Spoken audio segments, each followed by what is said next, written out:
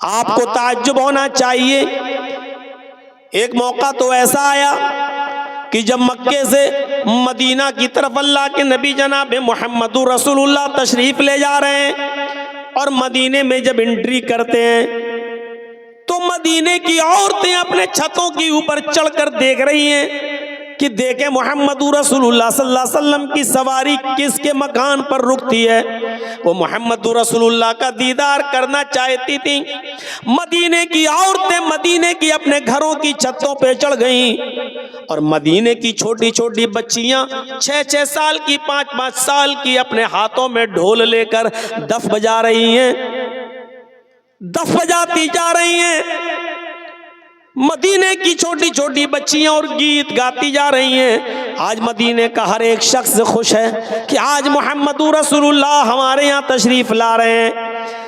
जब नबी अकरम की सवारी मदीने में एंट्री करती है, मदीने की औरतें छतों पे चढ़ के ये मंजर देख रही हैं कि देखें आज मुहम्मदुर रसूलुल्लाह की सवारी किसके यहाँ रुकेगी। और छोटी छोटी बच्चियां गीत गा रही हैं और उन गीत में अल्फाज उनके ये जबान से अदा हो रहे हैं। तलाल बद्रु अलैना मिन सनय्यातिल वदाई, तलाल बद्रु अलैना मिन सनय्यातिल वदाई वजब शुक्र अलैना मादा लिल्लाहि दाई। ये अल्फाज उनकी जबानों से अदा हो रहे हैं, उनकी जबान से ये जुमले निकल रहे हैं।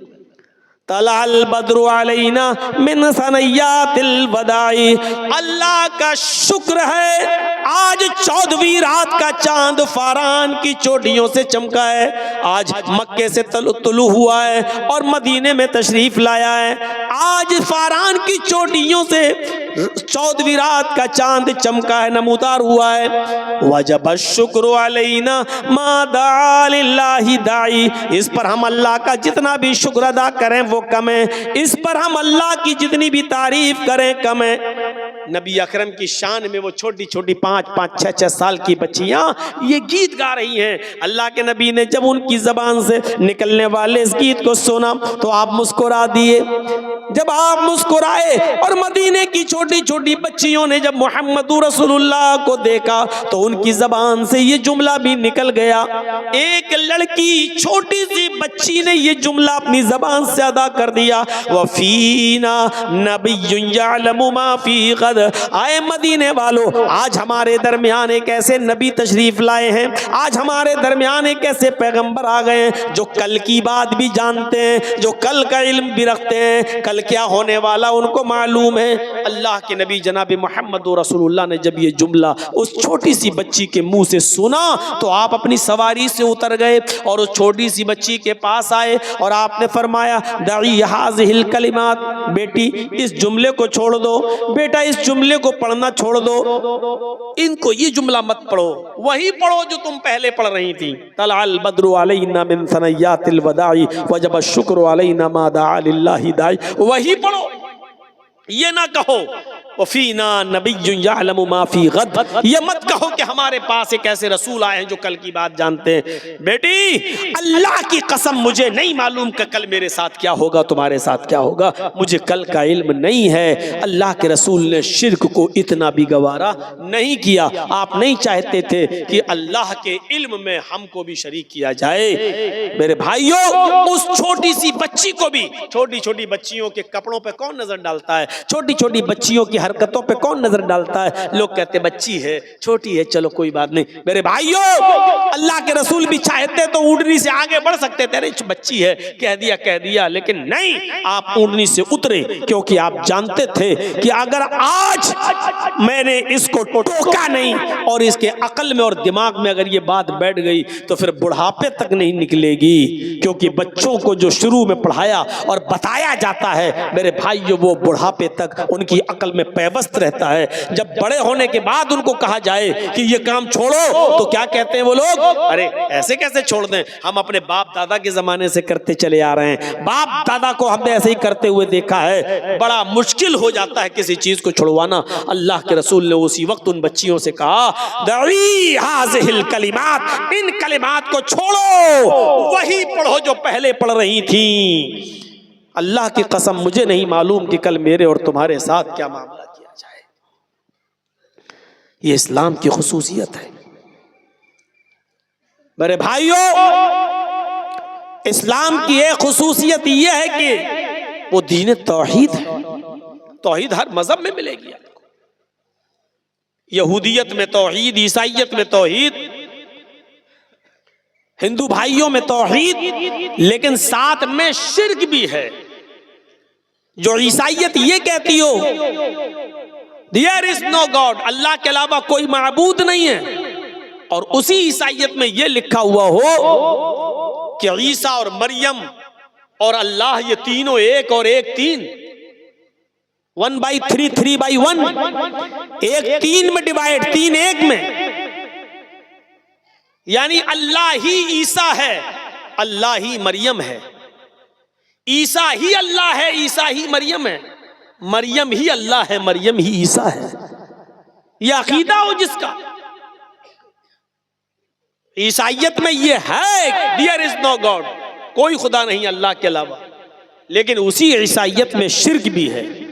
और शिर्क क्या है? वो अल्लाह ही को ईसा और अल्लाह ही को मरियम भी मानते हैं। वो ईसा ही को अल्लाह और ईसा ही को मरियम मानते हैं। वो मरियम ही को अल्लाह और मरियम ही को ईसा भी मानते हैं। एक को तीन और तीन को एक, ईसाइयों का एक बहुत बड़ा तबका इस अकीदे का हामिल है। यहूदियों में चले जाओ तो उज़ैर अलैहिस्सलाम को अल्लाह का बेटा मानते हैं। ईसाइयों का एक दूसरा तबका ईसा को अल्लाह का बेटा कहता, सन ऑफ गॉड।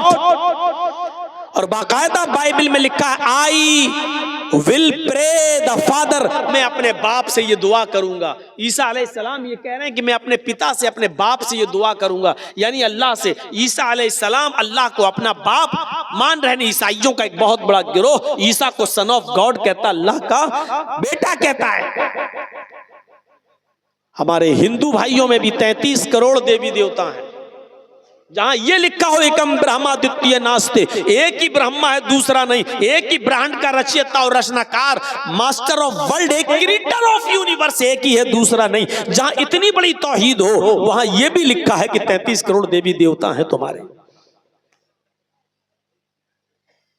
यचित्तियो यो पिम्बिम्बा नस्तस्मा देवी शोरीरिशा, यजुर्वेद के इस मंत्र को देखिए, जहां ये लिखा उसी से मांगो वही सब कुछ देने वाला है। यचित्तियो यो पिम्बिम्बा, उसी से मांगो वही सब कुछ देने वाला है। नस्तस्मा देवी शोरीरिशा, उसके अलावा कोई भी देवी देवता तुम्हें कुछ नहीं दे सकता। जहां इतनी बड़ी तौहीद हो वेदों के अंदर, वहां ये भी हो कि तुम्हारे 33 करोड़ देवी देवता हैं।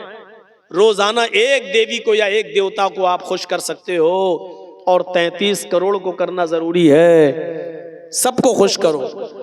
और यह भी कहा एक दिन में एक ही होगा, दो नहीं हो सकते। और एक भी अगर ना खुश रहा, अप्रसन्न रहा, तो जिंदगी भर की तपस्या भंग, जिंदगी भर की इबादत बेकार। अब आप बताइए 33 करोड़ देवी देवताओं को खुश करने के लिए कितना समय चाहिए, कितने दिन चाहिए? 33 करोड़। एक दिन में एक खुश होगा, एक दिन में दो नहीं हो सकते, तो 33 करोड़ दिन चाहिए 33 करोड़ देवी देवताओं को खुश करने के लिए। इंसान के पास इतना समय कहां है कि वो 33 करोड़ दिन तक जिंदा रह सके और 33 करोड़ देवी देवताओं को खुश कर सके। कुरान करीम तौहीद से भरा हुआ, तौहीद की दावत देते हुए कहता कुल हुवल्लाहु अहद, आए नबी कह दो कि अल्लाह एक है, अल्लाहुस समद, वो बेनियाज है, लम यलिद वलम यूलद, इसी पर पूरी तौहीद टिकी हुई है। लम यलिद वलम यूलद, उसने किसी को नहीं जना और न वो जना गया है, यानी उसको भी किसी ने नहीं जना, न उसने किसी को पैदा किया, न उसको किसी ने पैदा किया। लम यलिद वलम यूलद, ना वो किसी का बेटा है ना उसका कोई बेटा है। लम यलिद, न उसने किसी को जना, यानी न वो किसी का बाप है। वलम यूलद, न वो जना गया, यानी न वो किसी का बेटा है, न उसका बाप है, न उसका बेटा है, न उसकी बीवी है। ये तौहीद है खालिस। ये है उदऊनी अस्तजिब लकुम, मुझसे मांगो मैं तुम्हें दूंगा। ला तदउ मिन दूनिल्लाहि मा ला यनफउका वला यजुर्रुक फइन फअलत फइन्नका इज़म मिनज़ ज़ालिमीन। अल्लाह को छोड़कर तुम किसी ऐसी हस्ती को मत पुकारो, अल्लाह को छोड़कर तुम किसी ऐसी हस्ती की इबादत न करो, किसी को अपनी हाजत रवाई और मुश्किल कुशाई के लिए मत पुकारो। मा ला यनफउका वला यजुर्रुक, जो तुम्हें न नफा पहुंचा सकती है न नुकसान पहुंचा सकती है। मा ला यनफउका वला यजुर्रुक, जो तुम्हें न नफा दे सकती है न नुकसान पहुंचा सकती है। मा ला यनफउका वला यजुर्रुक, जो तुम्हें न नफा दे सकता है न नुकसान पहुंचा सकता है। फ़इन फ़अलत फ़इन्नका इज़म मिनज़ ज़ालिमीन, अगर तू ऐसा करेगा तो जालिमों में लिखा जाएगा। फ़इन फ़अलत फ़इन्नका इज़म मिनज़ ज़ालिमीन, अगर तू अल्लाह को छोड़कर किसी और से मदद तलब करेगा, मांगेगा, पुकारेगा तो तू जालिम कहलाएगा। यही तौहीद है। इस्लाम की खुसूसियत यह है कि ये दीने तौहीद है। दूसरी खुसूसियत यह है कि रिसालत का सही तसव्वुर इस्लाम ने पेश किया है। दुनिया में जितने भी मज़ाहिब हैं, किसी भी मजहब के मजहबी इंसान मजहब को उठाकर देख लो, वो किसको मानते हैं? जिसको भी मानते हैं उन्होंने उसको इंसान ही नहीं रहने दिया। कोई एक मजहब उठा दो, कोई एक धर्म,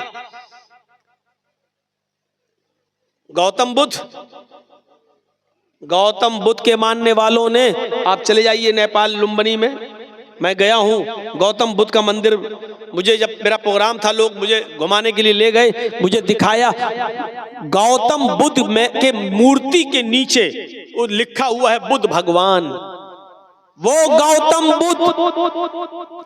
गौतम जो अपने सच्चाई की तलाश में निकले, अपनी बीवी को छोड़ा, अपने बेटे राहुल को छोड़ा और सच्चाई की तलाश में जंगलों में निकल गए, लकड़ियां चबा चबा कर जंगल में घूमते रहे और अपनी परवरिश करते रहे और सच्चाई की तलाश में रहे।